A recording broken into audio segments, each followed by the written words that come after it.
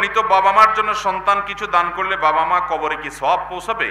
অবশ্যই বাবা মার কবরে সওয়াব পৌঁছবে ইনশাআল্লাহ, যদি হালাল টাকা থেকে বাবা মার তরফ থেকে দান করেন।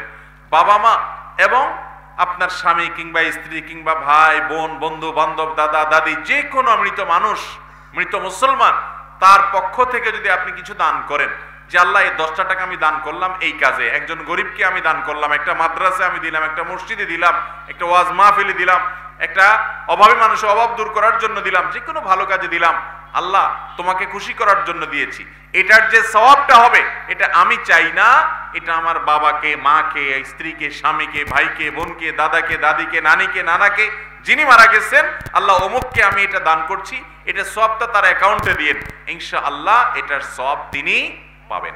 নবী করিম সাল্লাল্লাহু আলাইহি ওয়াসাল্লামের কাছে এক সাহাবী এসে বলছে, ইয়া রাসূলুল্লাহ, আমার একটা কুয়া আছে, এটা আমি দান করতে চাই আমার মায়ের তরফ থেকে। নবী সাল্লাল্লাহু আলাইহি ওয়াসাল্লাম বলেছেন, হ্যাঁ তুমি করতে পারো। অতএব বোঝা গেল মৃত মানুষের পক্ষ থেকে দান করলে মৃত মানুষের সওয়াব হয়, উপকার হয়, যদি তাদের উদ্দেশ্য হয় এবং হালাল টাকা থেকে হয়। এরপরে প্রশ্ন হলো, ওযু ছাড়া সব সময় জিকির করা যাবে কিনা? জিকির এমন একটা ইবাদত যেটাকে বেশি পরিমাণে করতে বলা হয়েছে। আল্লাহ তাআলা কোরআনে কারীমে বলেছেন, ওয়াযাকিরিনাল্লাহা কাসীরান ওয়াযাকিরাত, আল্লাহর জিকির যারা বেশি পরিমাণে করে নারী পুরুষ তাদের প্রশংসা আল্লাহ করেছেন। আল্লাহ তাআলা কোরআনে কারীমে নির্দেশ করেছেন, উযকুরুল্লাহা যিকরান কাসীরা, তোমরা আল্লাহকে বেশি পরিমাণে জিকির করো, বেশি পরিমাণে নামাজ পড়ো, বেশি পরিমাণে যাকাত দাও, বেশি পরিমাণে হজ করো, বেশি পরিমাণে অন্যান্য কাজ করো। এরকম কথা কোরআনে আল্লাহ বলেন নাই, কিন্তু এগুলোও বেশি পরিমাণে করা ভালো। কিন্তু আল্লাহ তাআলা আলাদা করে জিকিরের কথাটা বলেছেন পরিমাণে বেশি করো। আমাদের নবী করিম সাল্লাল্লাহু আলাইহি সাল্লামের জীবনকে যদি আপনি ফিল্টার করেন, সুবহানাল্লাহ, দেখবেন প্রতিটা কদমে জিকির। বাসায় ঢুকছেন বিসমিল্লাহ, এবং জামা খুলছেন দোয়া, জামা পরছেন দোয়া, খাবার খাচ্ছেন দোয়া, টয়লেটে যাচ্ছেন দোয়া, টয়লেট থেকে বের হচ্ছেন দোয়া, স্ত্রী সহবাসের সময় দোয়া, বাজারে যাচ্ছেন দোয়া, ঘুমাইতে যাচ্ছেন দোয়া, ঘুম ভেঙে গেছে রাত্রে দোয়া, ঘুম থেকে উঠছেন দোয়া, ওযু শুরুতে দোয়া। দোয়া নাই এমন কোন মুহূর্ত আপনি খুঁজে পাবেন না। ওই যে আল্লাহ বলছেন বেশি বেশি জিকির করতে, এই জিকির আর দোয়া সারা জীবন নবী সাল্লাল্লাহু আলাইহি সাল্লামের ছিল। ভাইরা আমার, যেটা পরিমাণে সবচেয়ে বেশি করতে হয় ওইটা যাতে সব সময় আমরা করতে পারি, এই জন্য আল্লাহ তাআলা জিকিরটাকে এত সহজ করে দিয়েছেন যে বান্দা সব সময় যেন আমার স্মরণ করতে পারে। এই জন্য জিকিরের জন্য ওযুও শর্ত না, বিনা ওযুতে জিকির করা যায়। ওযু সহ করতে পারলে অবশ্যই ভালো, কিন্তু ওযু না থাকলেও আল্লাহর জিকির করা যাবে। সুবহানাল্লাহ, আস্তাগফিরুল্লাহ, আলহামদুলিল্লাহ, আপনি যত রকমের জিকির আছে এগুলো বিনা ওযুতে করতে পারেন। এমনকি গোসল ফরজ হয়েছে, কোরআন তেলাওয়াত আপনি করবেন না, নিষেধ আছে হাদিসে, কিন্তু আল্লাহর জিকির এটা কিন্তু নিষেধ নেই। কথা কি বুঝাতে পারছি? মনে মনে জিকির, আপনি টয়লেটে মুখে জিকির করতে পারবেন না, মনে মনে জিকির করতে পারবেন। জিকির সর্বাবস্থা করা যায় এমন একটা ইবাদত। মা বোনরা মাসিক অবস্থাতে কোরআন তেলাওয়াত করতে পারেন না, নামাজ পড়তে পারেন না, কিন্তু আল্লাহর জিকির করা নিষেধ না, জিকির করতে পারেন সব সময়। অতএব বেশি বেশি জিকির করার চেষ্টা করবো তো ইনশাআল্লাহ। আল্লাহর জিকির করলে কি হয় ভাই? আল্লাহর জিকির করলে নিজের অন্তরটা এটা সতেজ থাকে, তাজা থাকে, এটা প্রাণ চঞ্চল থাকে। নবী সাল্লাল্লাহু আলাইহি ওয়াসাল্লাম বলেছেন, মাসালুল লাযী ইয়াযকুর ওয়াল লাযী লা ইয়াযকুর মাসালুল হাইয়্যি ওয়াল মাইয়িত, বুখারীর হাদিস। যে ব্যক্তি আল্লাহর জিকির করে আর যে আল্লাহর জিকির করে না, এদের উভয়ের মধ্যে পার্থক্য হলো জীবিত এবং মৃত মানুষের মতো। আল্লাহ তাআলা আমাদেরকে বুঝার তৌফিক দান করুন। এরপরে প্রশ্ন হলো, আমার বাবা অনেক রাগী মানুষ, প্রায় মাঝে মধ্যে আমার মাকে অকথ্য ভাষায় গালিগালাজ করে এবং কখনো কখনো আমার মাকে মারধরও করে। আমার বয়স এখন 18 বছর, এমত অবস্থা আমার করণীয় কি? দয়া করে কোরআন হাদিসের আলোকে বলবেন। ভাই, এই ধরনের পরিস্থিতিগুলো খুবই খুবই দুর্বিষহ এবং বিব্রতকর পরিস্থিতি। একদিকে বাপ, তার সাথে দুর্ব্যবহার করা যাবে না, আবার অপরদিকে মায়ের প্রতি অবিচার করছে সে, সেটাও সহ্য করা কঠিন হয়। সন্তান হিসাবে আমাদের কর্তব্য হলো, মার প্রতি যদি প্রহার করতে আসে, শারীরিকভাবে নির্যাতন করতে আসে বাবা, অবশ্যই ঢাল হয়ে বাধা দেওয়া, যে মারলে আমার গায়ে মারো, আমার গায়ে, মায়ের গায়ে মারবা না। এভাবে মাকে সেভ করার জন্য অবশ্যই সন্তান উদ্যোগ নেবে এবং ছুটাবার চেষ্টা করবে।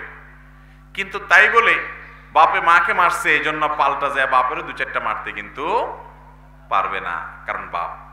একই কথা, মাও যদি কোনো অন্যায় করে তাই বলে মায়ের গায়ে হাত তুলতে সন্তান পারবে না। খুব ডেঞ্জারাস জায়গা, বলে তাহলে কি করব? তাহলে আপনি যেটা করবেন সেটা হলো আশেপাশের আলেম ওলামাদেরকে জানাবেন, অন্যান্য আত্মীয় স্বজন মুরব্বীদেরকে জানাবেন, যাতে করে তারা ওনাকে শাসন করে, ওনাকে থামায়।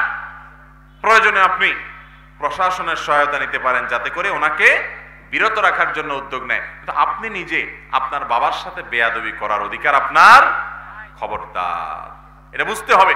মাকে আপনি সেভ করবেন, বাবাকে আপনি বুঝাবেন, নসিহত করবেন। এরপরে প্রশ্ন হলো, আমার স্বামী বিদেশে থাকে, আমার ননদ ও শাশুড়ি আমার উপর নির্যাতন করে এবং আমার স্বামীর কানে আমার নামে উল্টাপাল্টা কথা বলে, আমার করণীয় কি? এই যে একটু আগে বলছি, দেখছেন, এখন প্রমাণ পাইছেন হাতে নাতে। মহিলাদের প্রশ্ন এত পরিমাণ আসে, অনেক ঘরে এই জিনিসটা আছে যে কোনো বেচারি ভদ্র মহিলা, তার স্বামী বিদেশ থাকে অথবা ঢাকায় থাকে বা দূরে থাকে, এমনকি কাছেও যদি থাকে, দেখা যায় যে তার শাশুড়ি, তার ননদ, তার দেবর, তার শ্বশুর, এরা সবাই স্বামীর কান ভারী করে ফেলায়। স্বামী বেচারা শুনতে শুনতে একসময় বিশ্বাস করতে বাধ্য হয় যে আসলে বোধহয় আমার বউটা খারাপ। ঠিক না বেঠিক? স্বামী স্ত্রীর ভিতরে এরকম অশান্তি সৃষ্টি যারা করে দেয়, এরা আল্লাহর জমিনের সবচেয়ে বড় পাপিষ্ঠ মানুষগুলোর একটা। ভয়াবঙ্কর অপরাধ স্বামী স্ত্রীর মধ্যে দূরত্ব সৃষ্টি যারা করে। একই কথা, কোন স্ত্রী যদি তার শাশুড়ি, শ্বশুর, দেবর, ননদ তাদের সম্পর্কে মিথ্যা কথা বলে স্বামীকে যদি তাদের বিরুদ্ধে খেপিয়ে তোলে, বীতশ্রদ্ধ করে, তাহলে সেও এইরকম জঘন্য অপরাধের অপরাধী। মনে রাখবেন, আপনি আল্লাহর হক যদি নষ্ট করেন, তাহলে আল্লাহ রাব্বুল আলামিনের কাছে এত পাকড়াও জায়েজ হবে না, বরং গুনাহ হবে। আল্লাহ আমাদের স্বামীদেরকে হেদায়েত দান করুন, স্ত্রীদেরকে হেদায়েত দান করুন। কেউ কারোকে কষ্ট দিতে পারবে না। এবং এই যে বোন কষ্টের কথা বলেছেন, এই কষ্ট বাংলাদেশের ঘরে ঘরে ঘরে ঘরে। আজকাল অবশ্য অনেক ক্ষেত্রে উল্টাও হয়ে গেছে। অনেক পুত্রবধূর অত্যাচারে শ্বশুর শাশুড়ি অত্যাচারিত, অতিষ্ঠ, তাদেরকে তারা যা তা আচরণ করে, উভয় দিক থেকে সীমালঙ্ঘন হয়। মনে রাখবেন, যেই সীমালঙ্ঘন করবে, আল্লাহ বলেছেন ইন্নাল্লাহা লা ইউহিব্বুল মুতাদিন, আল্লাহ তাআলা সীমালঙ্ঘনকারীকে পছন্দ করেন না। আল্লাহ আমাদের ভাইদেরকে বুঝার তৌফিক দান করুন। অনেকে বলে পীর না ধরলে নবীর শাফাত করবে না, পীর ধরা লাগবে, এই বিষয়ে আপনার মতামত কি? ভাইরা আমার, কোরআন হাদিসে কোথাও নাই যে পীর না ধরলে নবীর সুপারিশ পাওয়া যাবে না, এমন কথা কোরআন হাদিসে কোথাও নাই। এটা মন গড়া কথা। অনেকে বলে যার পীর নেই তার পীর শয়তান, এই কথাও কোরআন হাদিসের কোথাও নাই। এটা কোরআন হাদিস দ্বারা প্রমাণিত কোনো কথা নয়। তবে এটা ঠিক যে একজন মানুষ তিনি ভালো পথে থাকার জন্য তিনি ওলামায়ে কেরামের কাছ থেকে দ্বীন শিখবেন, তাদের সোহবতে যাবেন। সেটা একজনের কাছেই যাবেন, অন্য কারোর কাছে যাবেন না। একটাই তার মূল জায়গা থাকবে, এমন কোনো কথা নাই। হ্যাঁ, ব্যক্তিগতভাবে কারো পরামর্শ কাউকে বানাতে পারেন, যে তার কাছে পরামর্শ করলেন, তার কাছে তাকে ভালো লাগে, তার কাছে মাসলা মাসাইল জানলেন। কিন্তু তাই বলে আপনার এই একজন নির্দিষ্ট কোনো ব্যক্তিকে পীর বানাইতে হবে, তার হাতে মুরিদ না হলে বা পীর না বানালে কিয়ামতের ময়দানে নবীজির সুপারিশ পাওয়া যাবে না, এমন কোনো কথা কোরআন হাদিসে কোথাও নাই।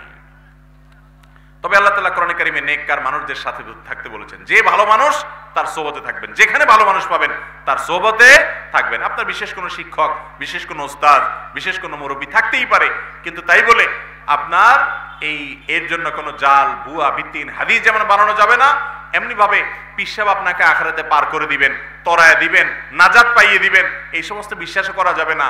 আরে কিয়ামতের ময়দানে যে দৌড়ের উপরে পাবলিক থাকবে, নবীরা সবাই পেরেশান থাকবে, আপনার পিসাব তো পরের কথা। আল্লাহ তাআলা আমাদেরকে বুঝার তৌফিক দান করুন। 4-5টা ইট সরিয়ে নিল, এখন বুঝতে পেরেছে, কিন্তু কিভাবে এই ঋণ সে পরিশোধ করবে?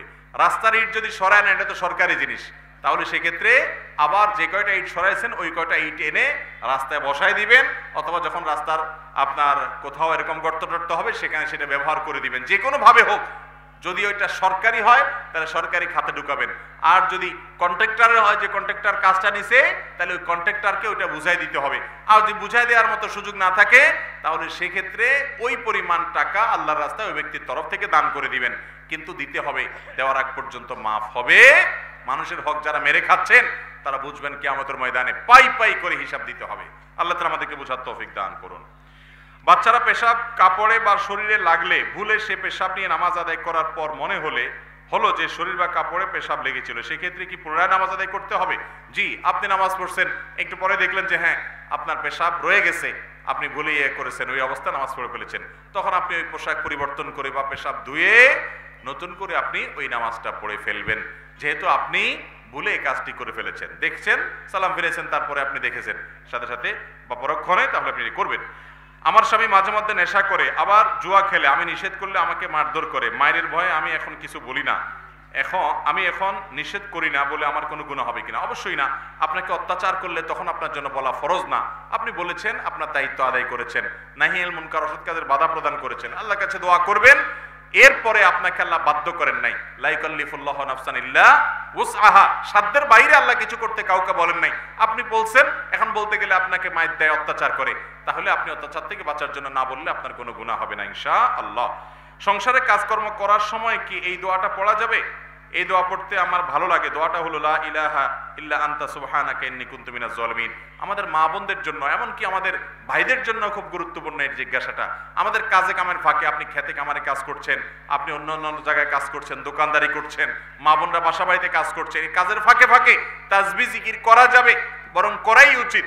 অতএব এই যে দোয়া ইউনুস, লা ইলাহা ইল্লা আনতা সুবহানাকা ইন্নী কুনতু মিনাজ জালিমিন, এটার ফজিলত জানেন? এটার ফজিলত হলো আপনার জীবনে যত বড় বিপদ আসুক, এই দোয়া পাঠ করে আল্লাহর কাছে যদি আশ্রয় চান, আপনার বিপদ আল্লাহ তাআলা দূর করবেন। কোরআনে এই দোয়ার মাধ্যমে যেইভাবে ইউনুসকে আমি মুক্ত করেছি, এমন ভাবে ঈমানদারদেরকে মুক্ত করব। নবী করিম সাল্লাল্লাহু আলাইহি সাল্লাম বলেছেন, আমার ভাই ইউনুস যে দোয়া পড়ে আল্লাহর কাছে বিপদ মুক্তি পেয়েছেন, তোমরা সে দোয়া পড়ে আল্লাহর কাছে বিপদ থেকে মুক্তি চাইবা। এই জন্য এটা পড়বেন। আর বিপদ মুক্তি ছাড়াও এমনি বেশি বেশি করে আপনি দোয়া ইউনুস পড়তে পারেন কাজের ফাঁকে, কোনো অসুবিধা নেই। সুবহানাল্লাহ, আলহামদুলিল্লাহ, আল্লাহু আকবার, এগুলোও আপনি পড়তে পারেন। মাজার কেন্দ্রিক মেলায় গিয়ে কেনাকাটা শরিয়ার হুকুম কি? যদিও আমি মাজারে শিরক করি না, কিন্তু এখানে কেনাকাটা করলে পাপ হবে কিনা? যেখানে গেলে তাদের দল ভারী হবে, ওই মজমা জমবে এবং ওইটাতে এক ধরনের অংশগ্রহণ হয়, সেখান থেকে দূরে থাকতে হবে। কারণ হাদিসে আসছে, মান কাসসারা সাওয়াদা কওমিন ফাহুয়া মিনহুম, যদি কেউ কোনো দলের দল ভারী করে কোথাও গিয়া, সে তাদের অন্তর্ভুক্ত হয়। তবে সেখান থেকে কিনলে সেই কেনাটা হারাম হয়ে যাবে, ব্যাপারটা সেরকম না। বিশেষ করে সেখানে যদি দল ভারী করার ব্যাপার না থাকে, এটা যদি ওপেন থাকে, ধরেন পূজা উপলক্ষে অনেক ছাড় দেয় অনেক দোকানে, ওই ছাড় নেওয়াতে কোনো অসুবিধা হবে না। সর্বশেষ প্রশ্ন, কারণ রাত হয়ে গেছে অনেক। কোরবানির গরুকে ঔষধ